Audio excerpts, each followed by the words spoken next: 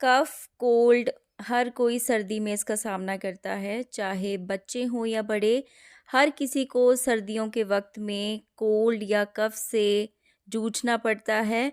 Hello friends, welcome to my channel. आज के video में हम बात करने वाले हैं कफ, कोल्ड के बारे में कि विंटर सीज़न में किन-किन चीज़ों का हमें इस्तेमाल करना है ताकि हम इन सारी प्रॉब्लम से छुटकारा पा सकें।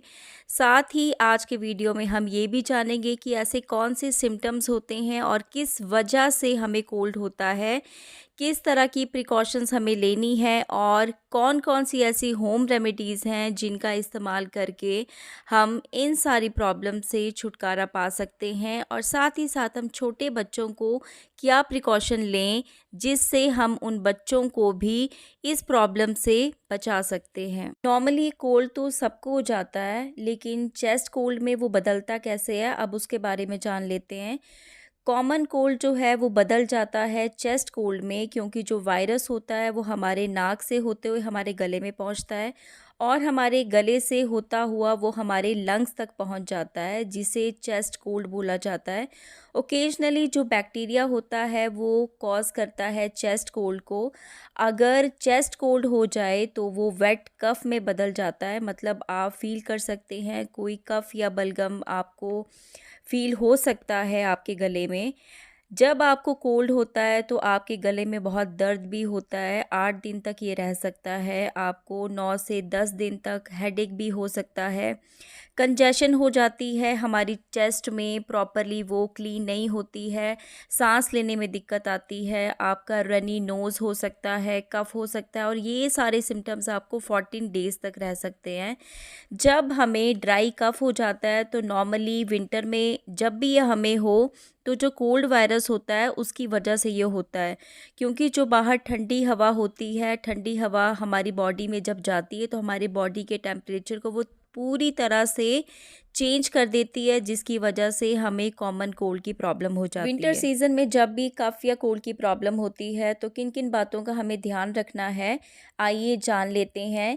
हनी का इंटेक आप कर सकते हो, 2 स्पून हनी आप खा सकते हैं। ब्रेकफास्ट में आप बच्चों को ब्रेड में लगा के दे सकते हैं या खुद भी आप खा सकते हैं, किसी भी फॉर्म में, जिस फॉर्म में आपको या आपके बच्चों को पसंद हो। ब्रेड में लगा के खाना है तो आप ब्रेड में लगा के खा सकते हैं, चपाती में लगाना है चपाती में लगा के खा सकते हैं, या फिर आप पानी में डिज़ोल्व करके भी इसे पी सकते हैं। लेकिन 12 महीने से कम के जो बच्चे हैं उन्हें आपको हनी नहीं देना है। जब भी आपको लगे कि आपके गले में थोड़ी-सी दर्द है या ख़राश हो रही है या थोड़ा-सा भी आपको हेडेक है, तब आप गुनगुने पानी का सेवन करें और आपको गर्म पानी से गरारे करने हैं। 1 गिलास पानी में आपको 1 चम्मच नमक डालना है। हो सके अगर आपको काला नमक मिलता है तो आप काला नमक डाल सकते हैं। पानी को आप इसे बॉयल करें, जब थोड़ा ठंडा हो जाए तो इस पानी से आप जो है गरारे करें। पानी में नमक डाल के जब हम गरारे करते हैं तो हमारे गले में जो बैक्टीरिया होता है वो किल हो जाता है और हमें काफ़ी हद तक आराम भी मिलता है। आप अदरक की चाय का सेवन कर सकते हैं या किसी भी तरीके से अदरक का सेवन कर सकते हैं, क्योंकि वो हमारे कफ को काटता है और जिसकी वजह से हमारी खांसी जो है वो काफ़ी हद तक कम हो जाती है। खांसी या ज़ुकाम में आपको गर्म पानी का सेवन करना है। पानी इतना भी गर्म ना हो कि आप उसे पी ना पाएँ। पानी लूक वार्म वाटर होना चाहिए और डेली आप वॉक ज़रूर करें, योगा या एक्सरसाइज ज़रूर करें, जो भी आपको पसंद हो, क्योंकि इसे करने से हमारी बॉडी का ब्लड सर्कुलेशन इम्प्रूव होता है, बॉडी में हीट जनरेट होती है। आपको अवॉइड करना है घी, बटर, कोल्ड ड्रिंक, ऐसी किसी चीज़ का इंटेक आपको नहीं करना है। इन सारी चीज़ों को खाना छोड़ देना। इवन जब तक आपको कोल्ड है, आपको घी वाली चीज़ें बिल्कुल नहीं खानी है। आपको जब भी हेयर वॉश करना है तो उसके बाद आप मेक श्योर करें कि आपके बाल अच्छे से सूख जाएँ, किसी तरीके से आपकी बॉडी को ठंड ना लगे। इसी तरह की हर्बल टी का आप इंटेक कर सकते हैं। हर्बल टी में आप तुलसी ज़रूर डालें, क्योंकि खांसी और ज़ुकाम का एक रामबाण इलाज माना जाता है तुलसी। जिंजर आप डाल सकते हैं। आंवला का कंजप्शन आप करें। आप आंवला को किसी भी फॉर्म में खाएं, आंवला जूस लें, आंवला कैंडी खाएं। आंवला का इंटेक ज़रूर करें। एलोवेरा जूस का आप इंटेक कर सकते हैं। फ्लैक्स सीड आप किसी न किसी फॉर्म में खा सकते हैं। आप स्मूदी बना के उसमें डाल सकते हैं या अपने खाने में डाल सकते हैं। रोस्टेड सीड्स इसके खा सकते हैं। आप दूध ले सकते हैं, उसमें चुटकी भर हल्दी ज़रूर डालें, क्योंकि ये भी ज़ुकाम और सर्दी खांसी के लिए बहुत अच्छी मानी जाती है। कफ और कोल्ड की होम रेमेडीज़ के बारे में हम जानने वाले हैं। जो लोग नॉन वेजिटेरियन हैं वो लोग चिकन सूप का इंटेक कर सकते हैं, क्योंकि जब भी कोई हमारे शरीर में बीमारी होती है तो हम लोग बहुत वीक फील करते हैं, हम लोगों में एनर्जी नहीं होती है। तो अपनी एनर्जी को एनहांस करने के लिए और रिकवरी को स्पीड अप करने के लिए आप चिकन सूप का इंटेक ज़रूर करें। सूप फॉर्म में, लिक्विड फॉर्म में आपको इसका इंटेक करना है। और जो लोग नॉन वेजिटेरियन हैं वो इंटेक कर सकते हैं, चिकन लवर्स इसे खा सकते हैं, और जो लोग वेजिटेरियन हैं वो इसको रिफ्यूज़ करें। जिंजर का इंटेक आपको करना है। आप किसी भी फॉर्म में इसका इंटेक कर सकते हैं, क्योंकि इसमें बहुत ज़्यादा मात्रा में एंटीऑक्सीडेंट पाया जाता है। इसमें एंटी माइक्रोबियल प्रॉपर्टीज़ होती हैं। आपकी बॉडी में किसी भी तरह का इन्फ्लेमेशन नहीं होने देता, क्योंकि इसमें एंटी इन्फ्लेमेटरी प्रॉपर्टीज़ भी पाई जाती हैं, जो भी हमारी मसल में पेन होता है उसे कम करने के लिए भी बहुत ज़्यादा हेल्पफुल होता है। टेक आप कर सकते हैं, क्योंकि हनी में एंटीबैक्टीरियल और एंटी माइक्रोबियल प्रॉपर्टीज़ पाई जाती हैं। हनी का इंटेक आप किसी भी फॉर्म में कर सकते हैं। आप डायरेक्ट इसका इंटेक कर सकते हैं, या फिर आप लेमन टी बना के उसमें हनी डाल सकते हैं। लेकिन जो बच्चे 1 साल से बड़े हैं या 12 महीने से ज़्यादा बड़े हैं उनको ही आप हनी दें, क्योंकि जो इन्फेंट्स होते हैं, यानी कि जो अभी पैदा हुए हैं 1 साल तक के बच्चे, उनका इम्यून सिस्टम इतना ज़्यादा स्ट्रॉन्ग नहीं होता कि वो इससे फाइट कर सके। इसलिए हनी का इंटेक सब लोग करें, लेकिन 12 महीने से कम के बच्चे जो हैं उन्हें हनी ना दें। गार्लिक का इस्तेमाल आप कर सकते हैं, क्योंकि गार्लिक में एलिसिम नाम का एक कंपाउंड पाया जाता है। उसमें एंटी माइक्रोबियल प्रॉपर्टीज़ होती हैं और एंटी वायरल प्रॉपर्टीज़ होती हैं, जो माइक्रो ऑर्गेनिजम्स को किल करने की क्षमता रखता है। और गार्लिक को आप किसी भी फॉर्म में खा सकते हैं। गार्लिक, कुछ लोग तो मॉर्निंग में गार्लिक क्लोव को गर्म पानी के साथ लेते हैं। अगर आप वैसे नहीं खा सकते हैं तो जो भी आपकी डाइट है उसमें गार्लिक का ज़्यादा से ज़्यादा इस्तेमाल करें। नेक्स्ट रेमेडी है विटामिन सी। वैसे तो हम विटामिन सी का इंटेक अपनी डाइट में ज़रूर करते हैं, लेकिन विंटर सीज़न में हमें विटामिन सी का इंटेक करना अपना बढ़ाना होगा, क्योंकि ये हमारे इम्यून सिस्टम को सपोर्ट करता है।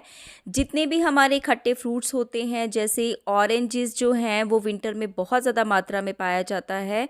आप ऑरेंज का जूस बना के पी सकते हैं। सिट्रस फ्रूट्स का इंटेक ज़रूर करें। स्पेशली विंटर्स में हमारे पास इतने सारे ऑप्शंस होते हैं जिसमें हमें ग्रीन लीफी वेजिटेबल्स मिलती हैं।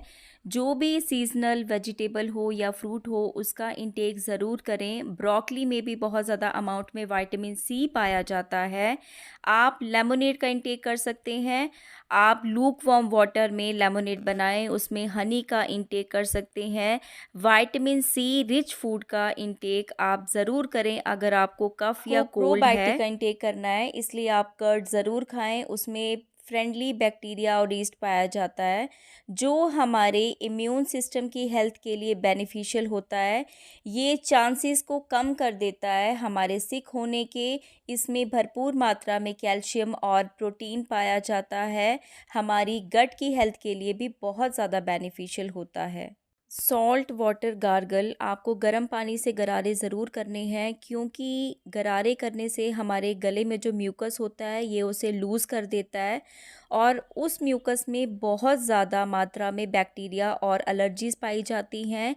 गर्म पानी के गरारे करने के लिए आपको 1 गिलास गर्म पानी लेना है, उसमें 1 चम्मच नमक डालना है और अच्छे से गरारे करने हैं। जो भी म्यूकस आपके गले में है उसको आपको बाहर निकालना है, क्योंकि इसमें बैक्टीरिया होता है। जब तक बैक्टीरिया आपके गले से बाहर नहीं निकलेगा, आपकी गले की दर्द भी नहीं जाएगी और ज़ुकाम भी ख़त्म नहीं होगा। टॉपिकल ऑइंटमेंट का आप इस्तेमाल कर सकते हैं। उसमें कैम्फर है, यूकलिप्टस ऑयल है, मेंथॉल है। इन सब चीज़ों का इस्तेमाल जब हम रात को करते हैं तो ये हमारे कफ को कम कर देता है।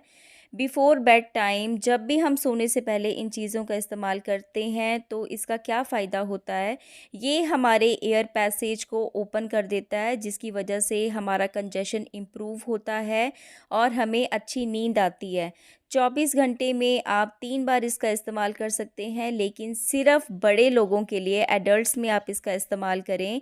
चिल्ड्रन के लिए ये सूटेबल नहीं है। 2 साल से कम के बच्चों के लिए इन चीज़ों का इस्तेमाल बिल्कुल ना करें। इसेंशियल ऑयल्स का यूज़ आप कर सकते हैं, क्योंकि ये इम्प्रूव करता है हमारी रेस्पिरेटरी कंडीशन को। पेन रिलीविंग होता है, इसमें एंटी इन्फ्लेमेटरी प्रॉपर्टीज़ पाई जाती हैं। कुछ ऐसे ऑयल हैं जो हमारे रेस्पिरेटरी कंडीशंस को इम्प्रूव करते हैं। उनमें से कुछ हैं यूकलिप्टस ऑयल, पेपरमेंट यानी menthol oil, frankincense oil, thyme oil, tea tree oil. ये सारे ऑयल आपको ईज़िली ऑनलाइन मिल जाएंगे। बूस्ट इम्यून सिस्टम, हमें अपने इम्यून सिस्टम को बूस्ट करना है, उसे एनहेंस करना है। एटलीस्ट हमें 7 आवर की स्लीप जो है वो ज़रूर लेनी है। न्यूट्रिशनल और बैलेंस डाइट का इंटेक ज़रूर करें। ग्रीन लीफी वेजिटेबल जितनी हो सके उसका इंटेक आप ज़रूर करें विंटर्स में।